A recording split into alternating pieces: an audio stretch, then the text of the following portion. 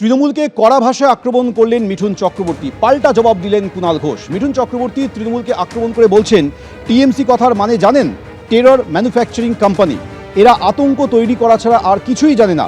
ধূপগুড়ি সভা থেকে এইভাবেই তৃণমূলকে আক্রমণ করেন মিঠুন চক্রবর্তী। পাল্টা কুণাল ঘোষ বলছেন, অকৃতজ্ঞ, বেঈমান, সুবিধাবাদী, দলবদলু গিরগিট। টিএমসির অ্যাকচুয়ালি পুরো নামটা কি জানেন? Terror manufacturing company. এরা টেরর তৈরি করা ছাড়া কিচ্ছু জানে না। সেই জন্য আমাদের পশ্চিমবাংলায় না আছে উদ্যোগ, না আছে বাণিজ্য, না আছে পড়াশোনা, না বিদ্যা, না স্বাস্থ্য, কিচ্ছু নেই, আর কিছু থাকবেও না। কেন, যাদের ধান্দাই হলো দুর্নীতি করা, তারা এইসব দিকে মন দেবে কেন? তাই দুর্নীতি হলো এদের প্রধান পলিসি। মিঠুন চক্রবর্তীর নামে জীবনে একবারই এমপি লেখা ছিল, সেটা কিন্তু তৃণমূল কংগ্রেসের এমপি। একটা অকৃতজ্ঞ, বেঈমান, দলবদলু, সুবিধাবাদী, গিরগিটি, তার আবার মুখে সব কথা কিসের? নামে তো যে জীবনে একবার এমপি শব্দটা লিখেছে, সেটা তো হয়েছিল তখন মনে নেই? মমতা আমার বোন, যতদিন বাঁচবো এই কৃতজ্ঞতা মনে রাখবো। তারপরে একের পর এক কেলেঙ্কারি, অভিযোগ সামনে এলো, সিবিআই ইডির নানা গল্প শোনা গেল, মিঠুন চক্রবর্তী ভ্যানিস, পুরো বিজেপির অবতার হয়ে তিনি তারপর নেমে পড়লেন। 26-এর ভোটের আগে তৃণমূল ছাড়লেন মৌসম বেনজির নূর। 7 বছর পর তিনি কংগ্রেসে ফিরে গেলেন। তবে তৃণমূলের প্রতি কোনো বিদ্বেষ থেকে নয়, বরং কংগ্রেসের প্রতি ভালোবাসার জন্যই তিনি কংগ্রেসে ফিরে গিয়েছেন, দাবি নেতৃত্বের। আর মৌসম বেনজির নূরের এই দলবদল নিয়ে কটাক্ষ করেছে তৃণমূল। বছর শুরুতেই তৃণমূলে ধাক্কা, 26-এর ভোটের আগে কংগ্রেসে ফিরলেন মৌসম বেনজির নূর।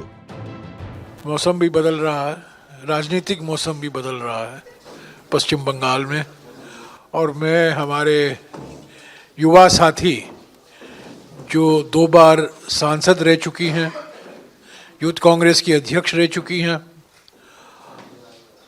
मौसम नूर को फिर से कांग्रेस में वापस आने का मैं उनको स्वागत करता हूँ। মেয়াদ শেষের 4 মাস আগেই তৃণমূল ছাড়লেন রাজ্যসভার সাংসদ মৌসম। আমি আজকে তৃণমূল কংগ্রেস থেকে রিজাইন করেছি। আমাদের নেত্রী মমতা বন্দ্যোপাধ্যায়, ওনাকে তৃণমূল কংগ্রেসের নেত্রী, ওনাকে আমি রেজিগনেশন লেটার অলরেডি পাঠিয়ে দিয়েছি। 2019 সালে লোকসভা ভোটের ঠিক আগে কংগ্রেস ছেড়ে তৃণমূলে যোগ দিয়েছিলেন উত্তর মালদার সাংসদ মৌসম বেনজির নূর।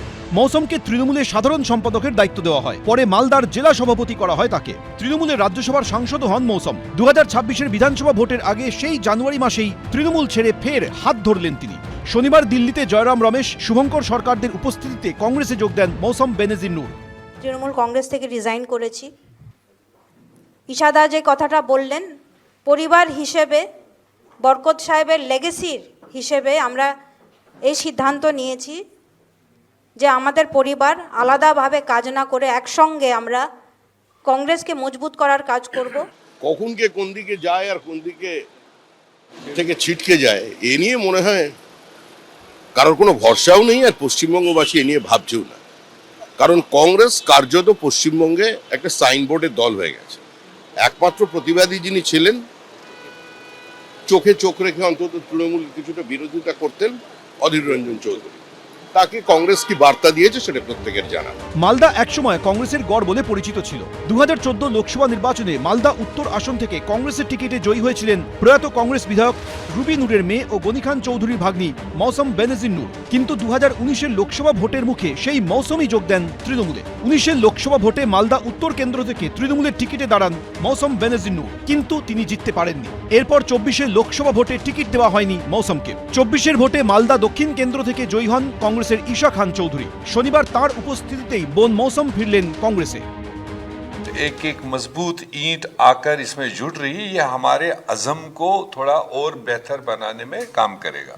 आज के दिन पर हमारा कुल मिलाकर टारगेट है टू स्ट्रेंथन कांग्रेस, जो बंगाल की जनता खुद चाहती है। हम अपने आप को मजबूत करने जा रहे हैं, मजबूत कर रहे हैं। आगे आने वाले वक्तों में किसको हमारी जरूरत होगी, हमें किसकी जरूरत होगी, वो आगे देखा जाएगा। এই গোটা বিষয়টি নিয়ে কোনো মন্তব্য করব না। বাংলার মাটি, মমতা ব্যানার্জির মাটি, উন্নয়নের মাটি। এখানে মমতা বন্দ্যোপাধ্যায় মানুষের উন্নয়ন করেন, বাংলার অধিকার, বাংলার সম্মান মমতা বন্দ্যোপাধ্যায়ের হাতেই তার পতাকাটা রয়েছে। মৌসম বেনজির নূর জানিয়েছেন সোমবার রাজ্যসভার সাংসদ পদ থেকেও পদত্যাগ করবেন তিনি। উজ্জ্বল কুমার, কৃষ্ণেন্দু অধিকারী, এবিপি আনন্দ। আবার বুলা চৌধুরীর বাড়িতে চুরির ঘটনা ঘটল। কয়েক মাসের মধ্যে ফের প্রাক্তন সাঁতারু বুলা চৌধুরী বাড়িতে এই চুরির ঘটনা ঘটল। অগস্টের পর জানুয়ারি, 5 মাসের মধ্যে ফের বুলা চৌধুরী বাড়িতে চুরি।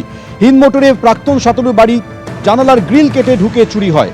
খোয়া গিয়েছে বেশ কিছু মেডেল সহ মূল্যবান সামগ্রী, দাবি বুলা চৌধুরীর। রাতে পুলিশের পাহারার ব্যবস্থা থাকা সত্ত্বেও কিভাবে চুরি হলো, প্রশ্ন প্রাক্তন সাঁতারুর। বুলার বাড়ির নিরাপত্তা ব্যবস্থা নিয়ে ফের প্রশ্নের মুখে পুলিশ প্রশাসন।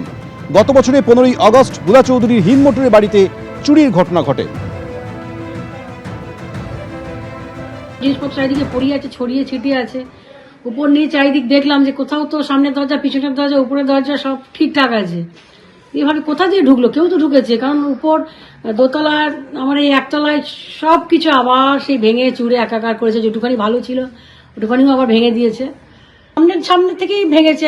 আগের বার তো পিছন দরজা ভেঙেছিল, এবার তো সামনের জানলা ভেঙে ঢুকে পড়েছে, ঢুকে পুরো ফাঁকা ঢুকে আছে। তো এখন কারা এইরকম, মানে জানি না, সমাজে মনে হচ্ছে যে সমাজের দরিদ্রতা খুব বেড়ে গেছে। এবিপি আনন্দ, এগিয়ে থাকে, এগিয়ে রাখে।